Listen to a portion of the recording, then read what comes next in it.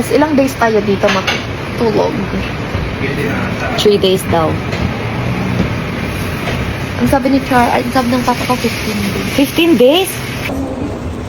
Thank you, Mr. B.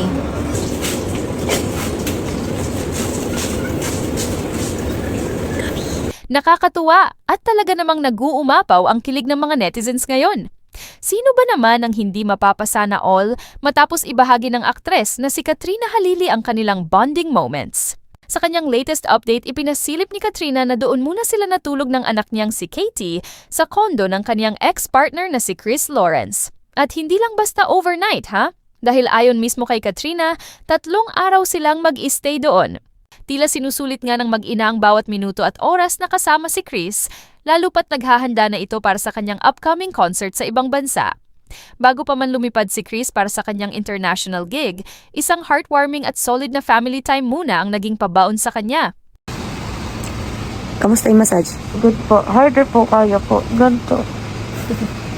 Sakit likod mo, anak? Katie, love you. Anak, ligpit tayong bed. Ito po, chicken tayo. Housekeeping? Tawag tayo. Housekeeping! Good morning. Morning. Ligpit tayo, ligpit. Yay! Good morning! You want etlog? Etlog. You want? Yes. Nag-cook papa mo ng etlog. Babay na. Ha? Mamaya. Dapat dito na lang tayo din nag-sleep eh, sa sahig. No! Why? O, di ba? Yes, ilang days tayo dito matulog? 3 days daw. Ang sabi ni Char, ay sabi ng papa ko 15 days. 15 days? Ito sa room natin, anak. Yes, kailangan ko nang umuwi eh. Hug, kiss mo. Love you. Love you. Ito na yung mahiwagang etlog. Yung hash brown. Thank you, Mr. B. Natulog yung hash brown. May hash brown ba?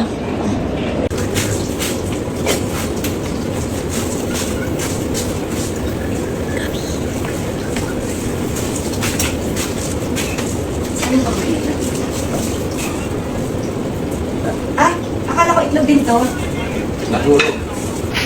Akala ko itlog din. My gosh. Wow. Yeah. Posh. Hash talaga. Hash posh. Posh hash. Oh. Ang posh ng ano mo, oh, hash brown. Diba? Yep. Galing. Coffee. Ay, yung pang yung manukang mo, di mo ginalaw. Eh, matagal na yan? Diba? Ah.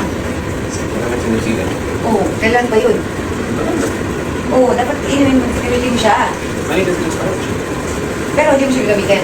This one? Ako na lang. Ayaw mo pala eh. Sasabi ka lang. Maganda to, Chris. Bago matulog. Malapit yan. Ba't malaki ka? Hindi. Hindi ka naman. Asan? Dito. Ano ba yan? Ika naman na... Ay, yun na naman siya. Okay, everyone. Ganito po magluto ng hash brown, guys. Oh my gosh! Lumikit.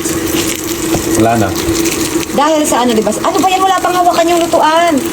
Ang hirap talaga niyan, Chris. Kaya nga, hindi ko mahanap. Nakakaloka. Andito yun. Kapitan!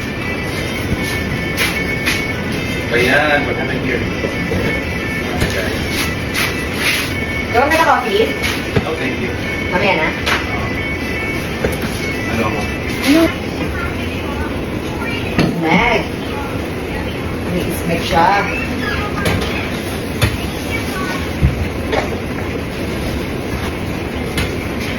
Chris, Yo. seryoso, okay to every night.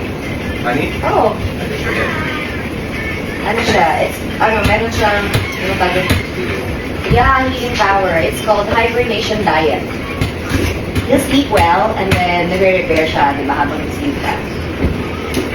Hibernating diet. Teka. Yung bakit tawag, mali ah. Basta, ganun siya, parang 1 teaspoon o 1 tablespoon. Before mag-sleep, fresh. Alam nyo na guys, honey. Hala, so sweet. Morning.